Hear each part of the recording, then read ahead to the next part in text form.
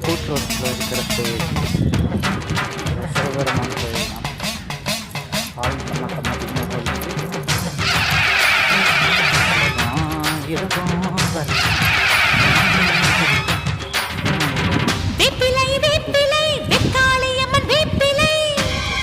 ஏய் நல்லா இருக்கேடா. இதோ வரேன்டா.